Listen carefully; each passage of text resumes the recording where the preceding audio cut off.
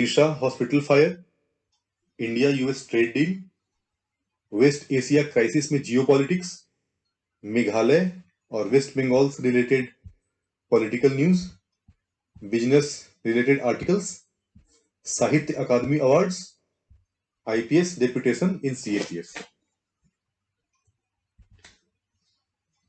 Odisha hospital fire tragedy, ये एक unfortunate incident है और पास्ट में भी कई ऐसे केसेस देखे गए हैं।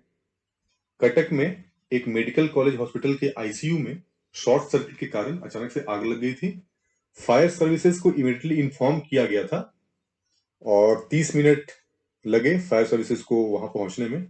इस बीच वहां के स्टाफ और रिलेटिव्स ने पेशेंट को आईसीयू से शिफ्टिंग का प्रयास किया, जिसमें कई लोगों की जान भी गई। इस हादसे में अभी अपडेटेड न्यूज के according 12 lives has been lost. किसी के भी पार्ट पे हुई नेग्लिजेंस और due to lack of robust infrastructure किसी की भी जान जाए, ये बहुत ही पेनफुल है।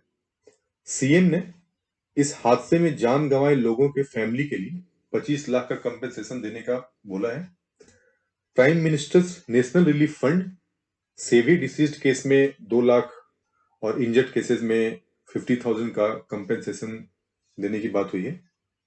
ओडिशा के सीएम श्री मोहन चरण मांझी ने इस मामले की जांच के लिए high level fact finding team को कॉन्स्टिट्यूट किया है और साथ ही जुडिशियल प्रोब भी ऑर्डर किया है। For all the lives lost, हम उनकी आत्मा की शांति के लिए प्रार्थना करते हैं। और दुख की बात यह है कि ह्यूमन एरर्स के कारण इस तरह के इंसिडेंट्स आए दिन होते रहते हैं और बस इसे एक न्यूज की तरह पढ़कर हम सब भी भूल ही जाते हैं।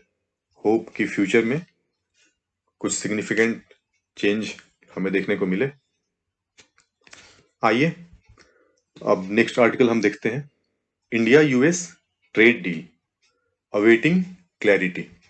लास्ट मंथ 2 फरवरी को इंडिया और यूएस के बीच ट्रेड डील अनाउंस हुई थी, जिसका फ्रेमवर्क 7 फरवरी को रिलीज किया गया था और कॉमर्स मिनिस्टर ने बोला था कि मार्च में यह डील साइन होगी। इधर डील साइन होने के पहले ही 20 फरवरी को यूएस के सुप्रीम कोर्ट ने ट्रंप के अगेंस्ट रूलिंग दी थी। तो इसके बाद ट्रेड एक्ट 1974 के सेक्शन 122 के अंडर अमेरिका ने अपने सभी ट्रेड पार्टनर्स पे 10% का टैरिफ इंपोज किया था।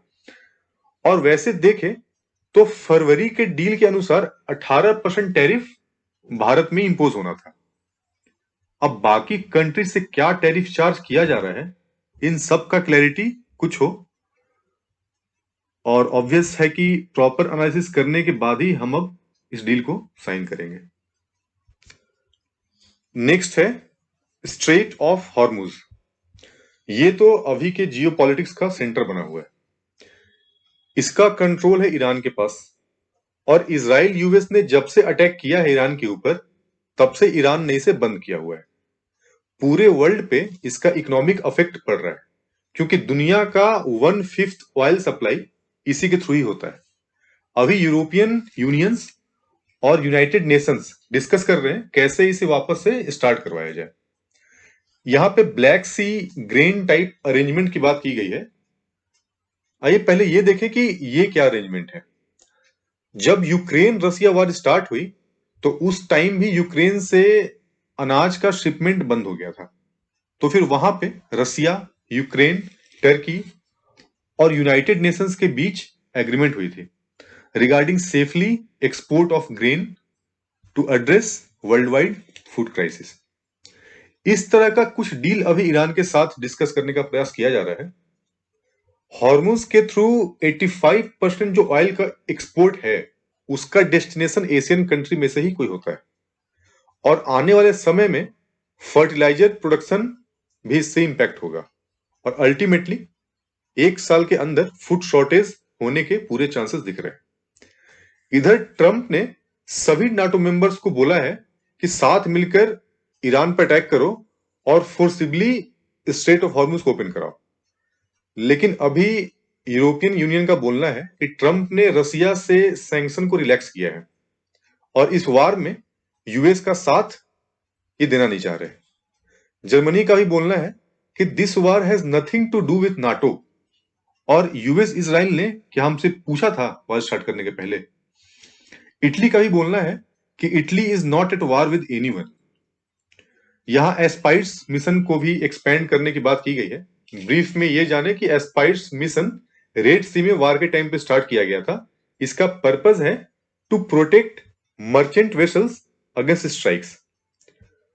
ऑयल की प्राइसेस भी अभी बढ़ता जा रहा है, और देखिए ये सब कब तक नॉर्मलाइज होता है।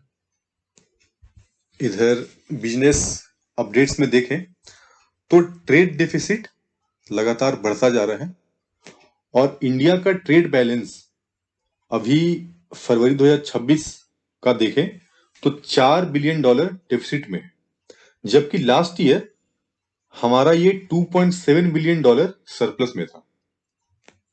यहाँ मर्चेंडाइज एक्सपोर्ट्स देखें तो it is flat at $36.6 billion, और वहीं पे इंपोर्ट्स जो है वो 24% से भी ज्यादा इसमें बढ़ा है।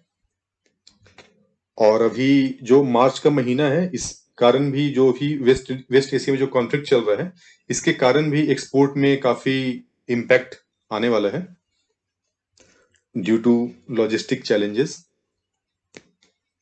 नेक्स्ट हम देखें तो MFI पोर्टफोलियो कॉन्ट्रैक्शन 2026 के तीसरे क्वार्टर में बैंक्स का जो माइक्रो फाइनेंस पोर्टफोलियो है उसमें 40% तक की गिरावट देखी गई है। बाकी और भी जो लेंडर्स कैटेगरीज हैं उनमें सबसे ज्यादा बैंक्स ही अफेक्ट हुई हैं। नेक्स्ट आर्टिकल है regarding exploration in rare earth elements. यहाँ पे Gujarat mineral development corporation GMDC, ये सेंट्रल PSU NMDC के साथ MOU memorandum of understanding sign हुआ है for collaboration in the rare earth elements. इस पार्टनरशिप से ये एक्सपेक्टेड है कि नॉलेज एक्सचेंज होगा, टेक्निकल इवेल्युएशन और कोऑर्डिनेटेड एफर्ट्स भी होंगे to develop rare earth resources. एक और यहाँ पे न्यूज मेंशन है श्रीलंका के बारे में। अभी जो रिसेंट सीवियर एनर्जी क्राइसिस हो रहा है उसके कारण श्रीलंका ने 4-डे वर्किंग वीक डिक्लेयर किया है, और वेंसडे को ऑफ रखा है इन गवर्नमेंट इंस्टीट्यूशंस, स्कूल्स और यूनिवर्सिटीज। मेघालय स्टेट से एक न्यूज आई है जहां की काउंसिल चुनाव होने थे, लेकिन वहां पे कुछ वायलेंस हुआ है over non tribal participation in council polls, तो अभी इलेक्शन को पोस्टपोन कर दिया गया है। और गवर्नमेंट ने Garo Hills autonomous district council GHADC को 6 मंथ के लिए एक्सटेंड भी कर दिया है। अभी नेक्स्ट मंथ वेस्ट बंगाल में इलेक्शंस होने वाले हैं, और आप देखिए कि nearly half of West Bengal MLAs are facing criminal charges, और आधे से ज्यादा जो है वो करोड़पति। तो वोटिंग से पहले हम सभी को आंख खोल करके वोटिंग करना चाहिए कि हम कैसे लोगों को पावर में बिठाना चाहते हैं और वो हमारे लिए क्या करने वाले हैं। आगे हम देखेंगे कि साहित्य अकेडमी ने 24 लैंग्वेजेस में अवार्ड्स अनाउंस किए हैं। इस बार ये 3 महीने लेट से अनाउंसमेंट हुई है इसकी,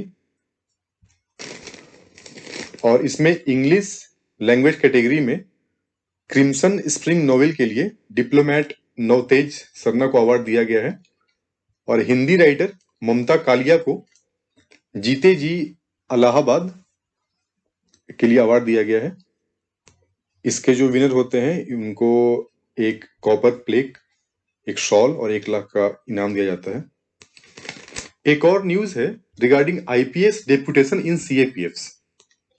यहाँ पे मेंशन है अजय मलिक, जो कि असिस्टेंट कमांडेंट हैं CRPF के। इन्होंने अपना एक पैर खो दिया during an anti Maoist operation in Jharkhand. अभी आप देखिए कि ये CRPF में असिस्टेंट कमांडेंट के पोस्ट पे 2011 में इनकी बहाली हुई थी, और अभी भी 15 साल के बाद भी उसी पोस्ट पे ही है। तो कुछ अपोजिशन पार्टी यहाँ पे सवाल उठा रही है कि इनका फर्स्ट प्रमोशन 15 साल से 18 साल के सर्विस के बाद आता है। अभी जो 20% पोस्ट है in the rank of deputy inspector general और 50% पोस्ट इंस्पेक्टर जनरल के रैंक पे, ये सीएपीएफ में आईपीएस के लिए रिजर्व होते हैं। और central armed police forces CAPF में अभी 10 लाख के अराउंड टोटल स्ट्रेंथ है, जिनमें से ग्रुप ए में 13,000 ऑफिसर्स हैं। और home ministry is the cadre controlling authority of both the CAPF and IPS. चलिए अब कल मिलते हैं नए डिस्कशन के साथ।